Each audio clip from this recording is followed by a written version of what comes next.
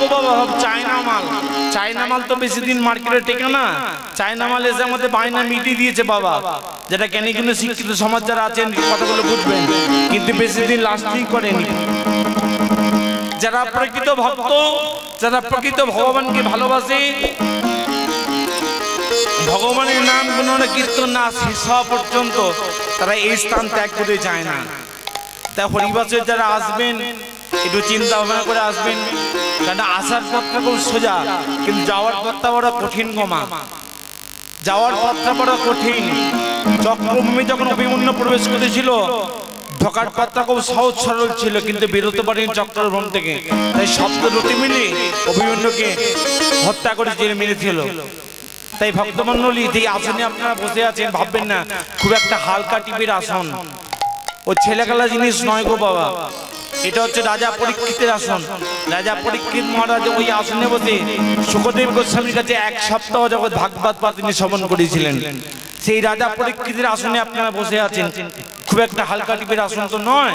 যাই হোক, আজকে এই দ্বিতীয় দিনে আজকে আমি প্রথম কীর্তনিয়া হাওড়া জেলা থেকে এসেছি। 5 ঘন্টা রাস্তা অতিক্রম করে এসেছি। মা আমার গুরুদেব নিমাইবাবু, ওনার বাড়ি থেকে আমার বাড়ি প্রায় 2 ঘন্টা আরো যেতে। 140 কিলোমিটার রাস্তা হয়েছে এখানে আসতে, আপ ডাউন 280।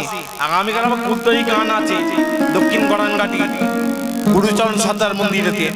যাই হোক, বাপিদা বারবার করে ফোন করে ডাকে, এটা অঞ্চলে আমাকে অনেক গান টান দেয়। এটা অঞ্চলে প্রথম আমাকে এনেছিল সৌরেন ঘোষাল, তারপর থেকে আমার বাপিদার সঙ্গে ভালো যোগাযোগ আছে। বাপিদা এটা অঞ্চলে বহু জায়গায় আমাকে পাঠায় কীর্তন গাইতে। তবে নিঃস্বার্থভাবে ভাববেন না যে বাপি আমাকে করে দেয় বলে ও কিছু কমিশন নাকি নয়, কিন্তু কোনোদিন এই কথা বলতে পারবো না। হরিপাল দাঁড়িয়ে মুখে পোকা হবে। নিঃস্বার্থভাবে শুধু ভালোবাসে বলে আমাকে যোগাযোগ করিয়ে দেন। সেই যে আজকে এখানে এসেছি, সবই তার ইচ্ছা, হয়তো সবই তার ইচ্ছা, কিন্তু তবু একজনের হাত ধরে থেকে এসেছি, সেটা হচ্ছে আমার বাপিদা। যাই হোক, ভগবানের কাছে প্রার্থনা করি, সুস্বাস্থ্য কামনা করি। আশীর্বাদ করার ক্ষমতা তো আমাদের কারণ নেই মা। অনেকে হয়তো বাড়িতে ব্রাহ্মণ গেলে, বৈষ্ণব গেলে পায়ে 10 টাকা 20 টাকা দক্ষিণ দিয়ে প্রণাম করে, এবার বাবা আশীর্বাদ করো, আমার ছেলে যেন ভালো থাকে, আমার মেয়ে যেন পরীক্ষায় পাস করতে পারে। ওটা ভুল কথা মা। কেউ কাউকে আশীর্বাদ করতে পারে না। আশীর্বাদ করার ক্ষমতা আমাদের নেই। কর্ম করতে ভালো, কর্মই হচ্ছে ধর্ম। কর্ম যদি আমাদের ভালো থাকে, কেউ কাউকে আশীর্বাদ করতে লাগে না, আশীর্বাদ আপনা আপনি পাওয়া যায়। তো যাই হোক, আজকে যে লীলা, আজকে যে পালা, আজকে যে খেলা ধরবো, আমি কৃষ্ণের সঙ্গে একজন বন্ধু ছিল, বাল্য বন্ধু, যার নাম ছিল সুদামা। সেই সুদামার জীবনের চরিত্র আজকে আপনাদের আমি তুলে ধরবো বাবা। তবে হ্যাঁ, একটা কথা, আজে বাজে মামার বাড়ি মাসির বাড়ির গল্প আপনাদেরকে শোনাবো না, কারণ বর্তমান যা পরিস্থিতি চলছে, কীর্তন গাইলে একটু চিন্তা ভাবনা করে গাইতে হবে। আলফাল ফুলফল গাইলে হবে না, কারণ এখন মিডিয়ার যুগ তো। এই আমার ক্যামেরা দাদারা ক্যামেরা করছেন, মিডিয়া ছাড়বেন ভুলভাল বলে অসুবিধা আছে, সেটা আর ভেঙে বলবো না। তাই গুরুদেব বলে বারবার ধরে আমার নিমাই বাবু যে বাবা, কীর্তন গাইতে হলে গাওয়ার মতো গাইতে হবে। বই পড়ো, গুরুর কাছে যাও, কোনটা ঠিক কোনটা বেঠিক এগুলো নিজের যাচাই করো, আর বিবেক বুদ্ধি দিয়ে বিবেচনা করে কীর্তন গাও। ওই জিনিসটা কথা বলে যে নিজের পেটের ছেলে তার মাকে মা বলে ডাকলে সেই মা যতটা শান্তি পাবে, আর অপরের ছেলে যতই মা বলে তোমাকে ডাকে, সেই শান্তিকে তুমি পাবে গো? পাবে না। তার প্রমাণ কি জানো মা? আমাদের মহাভারতের কথা। যুধিষ্ঠিরকে ধর্মরাজ বলেছিল, কটা প্রশ্ন করেছিল। যুধিষ্ঠির যখন জল পেশটা পেয়েছিল, আনতে গেছিল ভাই কটা, সব কটা মরে গেছিল। 4টে ভাই মরে গেছে। যুধিষ্ঠির কটা প্রশ্ন করেছিল, যুধিষ্ঠির উত্তর দিয়েছিল। ধর্মরাজ বলেছিল, যুধিষ্ঠির এই 4টে ভাইয়ের মধ্যে কোন ভাইয়ের প্রাণটা তুমি চাও বলো, কোন ভাইয়ের প্রাণটা তুমি ফিরে পেতে চাও বলো। যুধিষ্ঠির বলল, আমার মাকে মা বলে ডাকার জন্য আমি এখনো বেঁচে আছি, কিন্তু আমার ছোট মাকে মা বলে ডাকার জন্য আমার একটা ভাইও বেঁচে নেই। নকুলা সহদেব, এটা হচ্ছে মাতৃমায়ের সন্তান, এটা হচ্ছে মাতৃমায়ের সন্তান। আর যুধিষ্ঠির ভীম অর্জুন, এটা হচ্ছে কুন্তির সন্তান। কি বাবা? তাহলে যতই আমার মাতৃমাকে আমি মা বলে ডাকি না কেন, আমি মা বলে ডাকলে আমার মাতৃমা, ছোট মা যতটা শান্তি পাবে মহারাজ, তার থেকে তার নিজের গর্বের ছেলেটা মা বলে ডাকার থেকে বেশি শান্তি পাবে। নিতাই গৌর হরি বল। যাই হোক ভক্তমণ্ডলী, ভক্তিমতী মায়ের, আপনার আমার সৎ মা। সৎ মানে ভাববেন না বোধহয় খারাপ, সৎ কথার অর্থ হচ্ছে ভালো মা। আপনার আমার ভালো মা। তা যাই হোক, যে লীলাটা যে গাইব একটু মন দিয়ে শুনবেন। আমি শ্রীমদ ভাগবত থেকে নেওয়া এই লীলা, আশা করি ভালো করে মন দিয়ে শ্রবণ করুন, এক মনে হৃদয়ঙ্গম করুন, ভালো লাগবে। আজকে বিষয় হলো কৃষ্ণ ভক্ত সুদামা। সকলে মিলে একবার নিতাই গৌর হরি হরি হরি হরি ওই না বিদর্ভ নগর গ্রাম সুদামা ব্রাহ্মণ বিদর্ভ নগর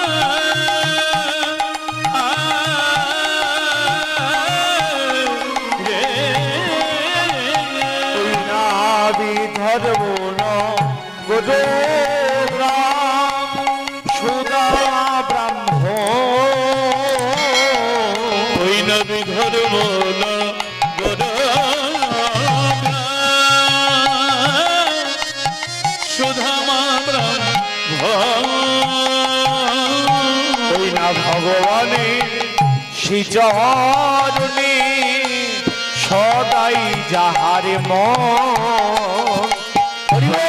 ভগবানে ভগবানে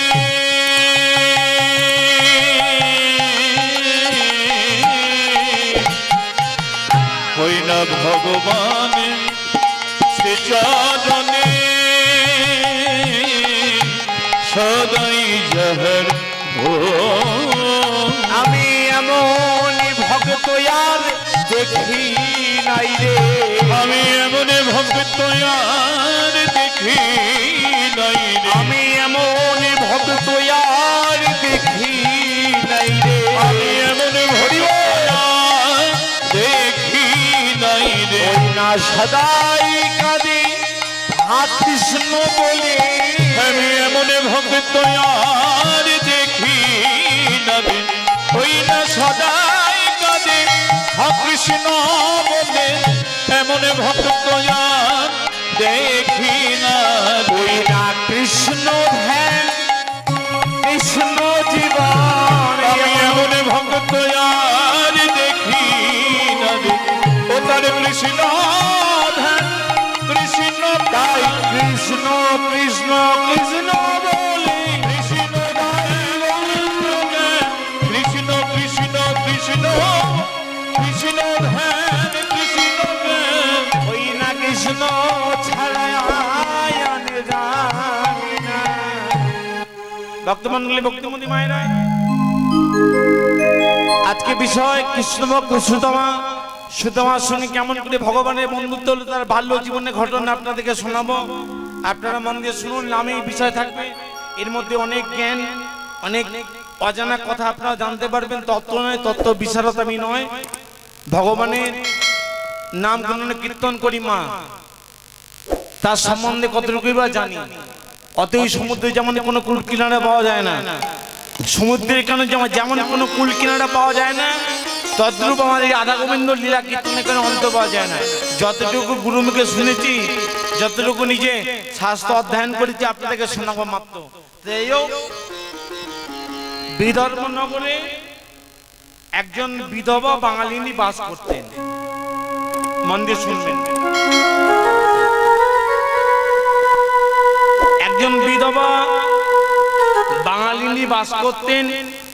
তার আপন বলতে তার সংসারে নিজের পুত্র ছাড়া আর কেউ নেই। এই রমণীর অনেক স্বপ্ন ছিল বাবা, অনেক আশা ছিল। এটা করব ওটা করব সেটা করব, কিন্তু একটা স্বপ্ন তার পূরণ হয়নি। কেন জানো বাবা?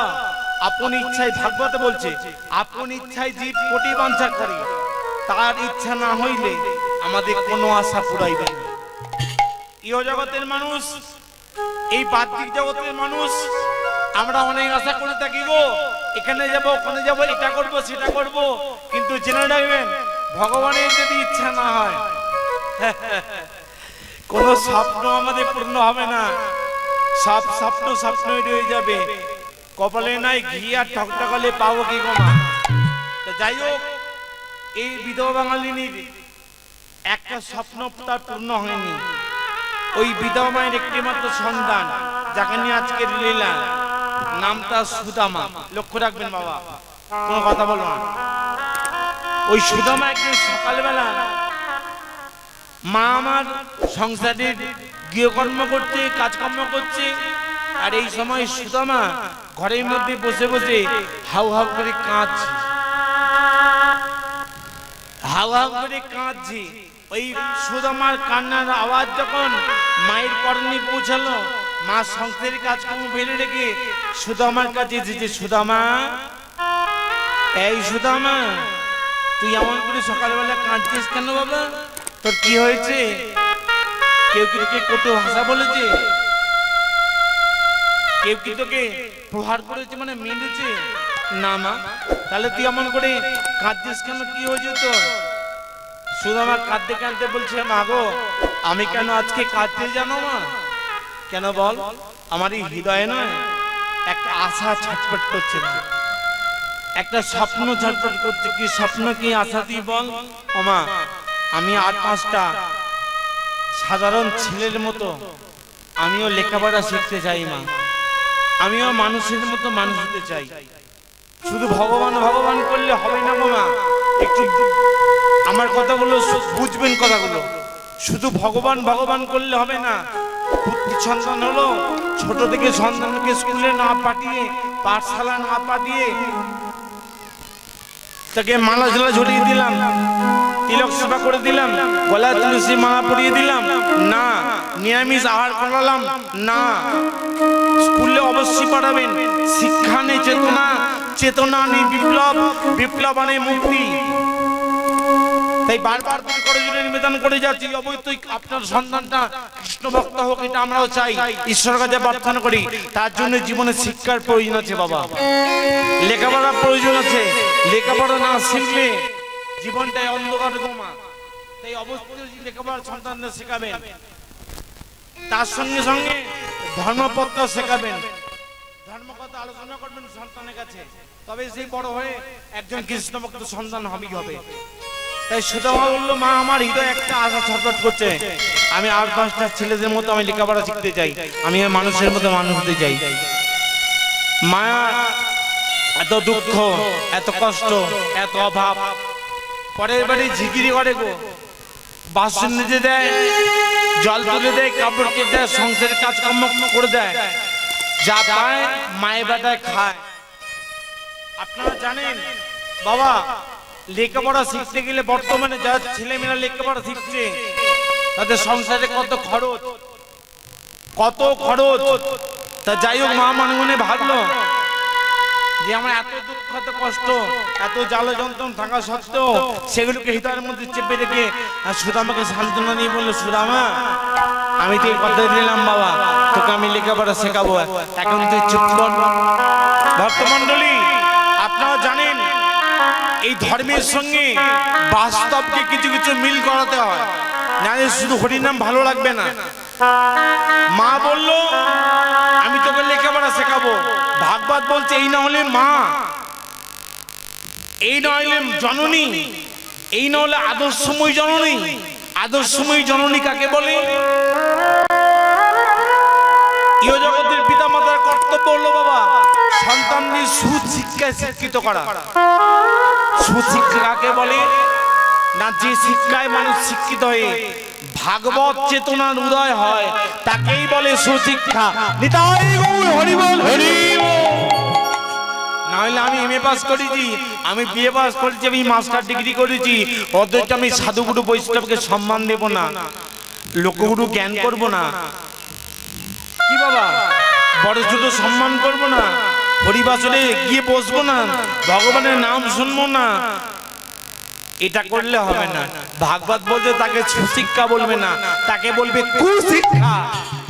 আর সুশিক্ষা কাকে বলবে না, যে শিক্ষা শিক্ষিত হয়ে সাধুগুরু বৈষ্ণবকে যে সম্মান দেবে, যিনি লোকগুরু জ্ঞান করবে, যিনি বড় ছোট সম্মান করবে, হরিবাসরে এসে হরিনাম শ্রবণ করবে, আহা, যিনি সৎ নির্ভীক শান্ত সৌম্য ভদ্র সভ্র, যিনি সৎ পথে থাকবেন, তাকেই বলবে সুশিক্ষা।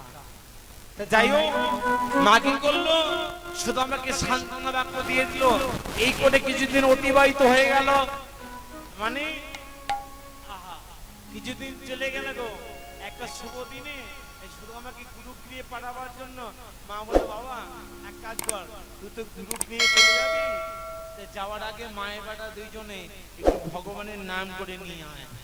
তাই ঠাকুর ঘরে ঢুকে দুইজনে মায়ের বেটায় নারায়ণের চরণ তলে বসে বসে তারা ভগবানের নাম করছে। কেমন ভাবে, ওই না মঙ্গলময় প্রভু শ্রী মধুসূদন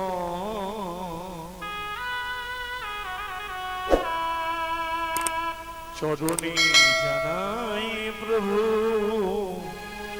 এই নিদাই গৌর হরি বল হরি বল প্রভু শ্রী মধুসূদন চরণে জানাই প্রভু হে ওই না মঙ্গলময় প্রভু শ্রী মধুসূদন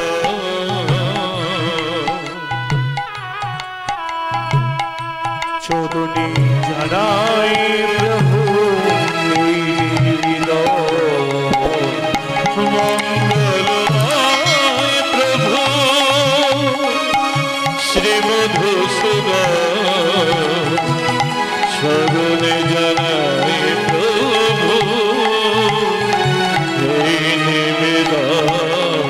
ওই না দূরি করো ক্লান্তি, প্রাণে দাও শান্তি। দূরে করো ক্লান্তি। ভক্তমণ্ডলী, ভক্তিপতি মায়ের এই গানগুলো আপনারা একটু শুনবেন, মন দিয়ে শুনবেন। গানগুলো কত সুন্দর, মানে শুধু গান শুনলে হবে না, কীর্তনীরা গান গাইছে, কি গানটা গাইলো তার মানে কি, এই মানেগুলো আপনাদেরকে বুঝতে হবে। শুধু আমার মা গাইছে যে ঠাকুর গো মনের মধ্যে দূর করো ক্লান্তি, প্রাণে দাও শান্তি। ভগবানকে বললে, ভগবান এই মনের মধ্যে যা ক্লান্তি আছে সেই সবগুলোকে তুমি দূরে সরিয়ে দাও, আর কি দাও, শান্তি দাও। টাকা পয়সা গাড়ি বাড়ি বিষয় ছেলে পুত্র পরিজন বর্গ এইগুলো চাইলো না। আর আমরা ইহ জগতের মানুষ ভগবানকে সেবা পূজা করি, ভগবানকে চাই, কিন্তু তার মা কি বললো, ওই না দূরে করো ক্লান্তি, প্রাণে দাও শান্তি। নিতাই গৌর হরি বল হরি বল। ও গো দয়াময়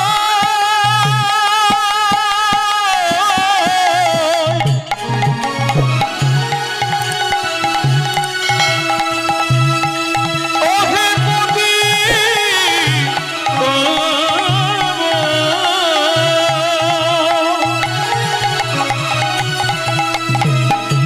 ও হে দয়াময় দয়াময় ওহে পতিতি পাবন ওহে পতিতি পাবন শ্রী মধুসূদন দয়াময় ভনি। এইভাবে ভগবানের নাম গুণ কীর্তন সেরে সুদামাকে গুরুগৃহে পাঠিয়ে দিলেন। সুদামা এক পা করে হাঁটতে হাঁটতে এক সময় তার গুরুগৃহে পৌঁছে গেলেন। অবন্তীনগর। অবন্তীনগরে কার বাড়ি বাবা? গুরুদেবটা কে? কার গৃহে গেলেন? সুদামা। এখন যেমন গ্রামে গ্রামে স্কুল কলেজ হয়েছে বাবা, আজ থেকে 50-60 বছর 100 বছর আগে এই গ্রামে গ্রামে স্কুল কলেজ ছিল না। কি বাবা, যারা বয়স্ক বাবারা আছেন আমার বাবার মতো, তারা জানেন গ্রামে গ্রামে স্কুল কলেজ ছিল না, গুরুগৃহে গিয়ে লেখাপড়া শিখতে হতো। কি বাবা, তাই পায়ে হেঁটে হেঁটে সুদামা এক ব্যাগ করে চলে গেল কোথায় না অবন্তীনগরে। কার বাড়ি না গুরুদেব সন্দীপনী মুনি। আহা, এই গুরুদেব সন্দীপনী মুনি আশ্রমে পৌঁছে গেলেন কে না সুদামা। এই আশ্রমের রূপরাশি দর্শন করে নিজেকে আজকে বড় ধন্য মনে হলো। আহা, সুদামা আশ্রমের বাইরে দাঁড়িয়ে আছে। এমন সময় সুদামার লক্ষ্য পড়লো, জানো মা, আহা, ওই আশ্রমের ভেতর থেকে একজন শুভ্র বস্ত্র পরিহিতা, আহা কি সুন্দর, একজন শুভ্র বস্ত্র পরিহিতা, যাহাকে দর্শন করলে আপন হইতে মস্তক নত হইয়া যায়। এখানে গুরুদেব শান্তিপনী মুনিকে দর্শন করে সুদামার না দুপোটা চোখের জল পড়ে গেল। আচ্ছা ভক্তমণ্ডলী, একটা প্রশ্ন এটাকে আমাদের জানার খুব ইচ্ছা, যারা বৈষ্ণব হয়, যারা বৈষ্ণবের পথ অবলম্বন করেছে, তারা কেন সাদা কাপড় পরে? অনেক বাবারা আছেন সাদা ধুতি পরে এসেছেন, পাঞ্জাবি পরে এসেছেন, শুভ্র বস্ত্র কেন পরি? সাদা হচ্ছে শান্তির প্রতীক। যারা সাদা বস্ত্র পরেছে, যারা পড়েন তারা জানে শুভ্র বস্ত্র পরলে হচ্ছে শান্তির প্রতীক, শান্তি পাওয়া যায়। কি বাবা, এত রং আছে, লাল আছে, হলুদ আছে, কালো আছে, গেরুয়া আছে, সেইগুলো বৈষ্ণবরা পড়লো না, সাদা কাপড়টা কেন বেছে নিল না শান্তি পাওয়া যায়। তিন হইতে নিচু হবে সদা লবে নাম, আর নিজে অপমানী হবে অন্য দেবে মান, তবেই তো জানিবে সে বৈষ্ণবের প্রধান। গ্রামের যেই ছেলেটাকে সম্মান দেবে না, অপমান করবে, লাঞ্ছনা করবে, আর যে প্রকৃত বৈষ্ণব হবে না বাবা, সেই মানুষটাকে সে ভালোবেসে কাছে টেনে নেবে গো। এইটা হচ্ছে বৈষ্ণবের লক্ষণ। বৈষ্ণব হতে গেলে, ভক্ত হতে গেলে ভগবান তো বলেছে শত্রুকে কাঁধে নিয়ে ঘুরতে হবে। আমার মহাপ্রভু তো বলেছে যে ভক্ত হতে গেলে, বৈষ্ণব হতে গেলে শত্রুকে কাঁধে নিয়ে ঘোরো, চোখের জল পেলো, তাহলেই তোমার বৈষ্ণব ধর্ম নেওয়া সার্থক হবে।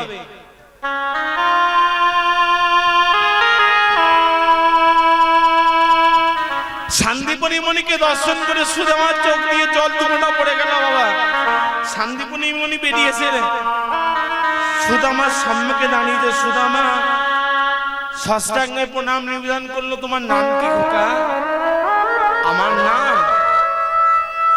আমার নাম হচ্ছে সুদামা। বাহ, ভারী মায়াময় কণ্ঠস্বর তোমার বাবা। তোমার নাম সুদামা? বলে হ্যাঁ। বাহ, তা আমার কাছে কেন এসেছো বাবা? আমি এসেছি আপনার চরণে কিঞ্চিত শিক্ষা লাভের জন্য। এই শিক্ষার সুযোগ থেকে আমাকে বঞ্চিত করবেন না গুরুদেব, আপনার শ্রী চরণে আমাকে ঠাঁই দিন।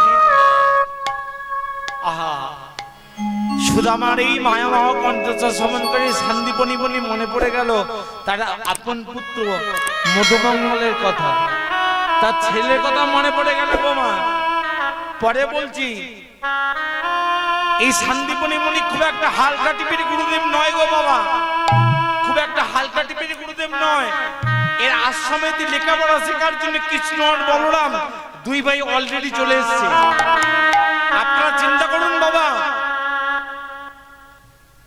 যিনি বিশ্ব ব্রহ্মাণ্ডের মালিক, যিনি জগৎগুরু কল্পতরু, তিনি বেছে নিয়েছেন গুরুদেব শান্তিপনী মুনিকে শিক্ষা লাভের জন্য। তার কাছ থেকে শিক্ষা অর্জন করছেন আমার কৃষ্ণ আর বলরাম দুই ভাই। এই মধুমঙ্গল আমার শান্তিপনি মনি ছেলে ছিল একটি মাত্র ছেলে, সেই প্রবাস জলে ডুবে মারা গিয়েছিল। পরে আবার ভগবান কৃষ্ণ তাকে ফিরিয়ে দিয়েছিল। পরে বলবো আপনারা মনে করে দেবেন। আপনাদের আশীর্বাদে 5 বছর আসছি, 1 বছর বোধহয় গ্যাপ গিয়েছিল, আসতে পারিনি। গেট একটু মিস হয়ে গেছে, অন্য জায়গায় কল ধরে ফেলেছিলাম। মা অপরাধ নেবেন না। পরে বলছি শুধু আমাকে বললো আচ্ছা ঠিক আছে তুমি আমার আশ্রমে লেখাপড়া করতে যাও, আচ্ছা ঠিক আছে। আর ওই পথ দিয়ে যাচ্ছিল কে? কৃষ্ণ। শান্তিপনি মনে ডাকছে, এই কৃষ্ণ কৃষ্ণ আয় আয় আয়। আমাকে ডাকছেন গুরুদেব? হ্যাঁ একবার এসো তো। তাই শান্তিপনি মনি লক্ষ্য রাখবেন বাবা মায়েরা, কৃষ্ণের একটা হাত ধরেছে আর সুদামার একটা হাত ধরেছে, হাতে হাত মিলিয়ে দিয়ে বললো এই কৃষ্ণ এই সুদামা আজকে হতে তোরা দুজন বন্ধু হয়ে থাক। বন্ধুর কথা মর্যাদাটা সারা জীবনেরা নিতাই গৌর হরি হরি। তোরা দুজন বন্ধু হয়ে থাক, বন্ধু হরি মর্যাদাটা সারা জীবনেরা। আজকে হতে তোরা দুজন বন্ধু হয়ে থাক। বন্ধুদের কথার মর্যাদাটা সারা জীবনেরা। তোরে আজকে হতে তোরা দুজন বন্ধু হয়ে থাক, বন্ধু হয়ে মর্যাদাটা সারা জীবনেরা। দুঃখ ব্যথা কান্না হাসি জোয়ারে ভাটার সমান। দুঃখ ব্যথা কান্না হাসি জোয়ার ভাটার সমান। দুঃখ ব্যথা কান্না হাসি জোয়ার ভাটার সমান। ওরে দুঃখ ব্যথা কান্না হাসি জোয়ার ভাটার সমান। বন্ধু থাকে বন্ধুর সনে দেয় তার প্রতিদান। বন্ধুর সাথে বন্ধুর সাথে দেয় তার প্রতিদান। কথা রাখবি রে বনে। এই কৃষ্ণ এই সুদামা সদাই থাকবি এক শোনে। ওরে থাকবি রে তাই গৌর হরি হরি হরি হরি বল। সদাই থাকবি একসনে। এ কথা রাখবি রে মনে, সদাই থাকবি এক শোনে। ওরে থাকবি রে মনে, তোরা সদাই থাকবি একসনে। বন্ধু হলো সুধায় ভরা প্রেমেরই মৌছা। ওরে বন্ধু হলো সুধার ভরা প্রেমের মোচা। আজকে হতে তোরা দুজন বন্ধু হয়ে থাক। বন্ধুর কথা মর্যাদাটা সারা জীবনের।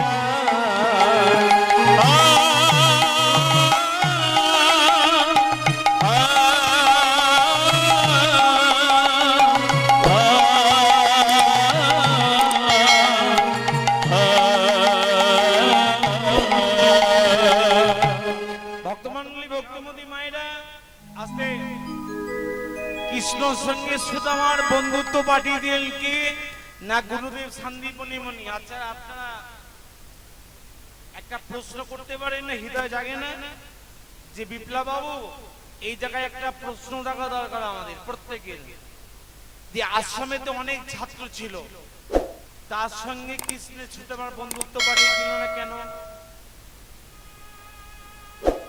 তার সঙ্গে সুদামার বন্ধুত্ব পাঠিয়ে দিল না কেন?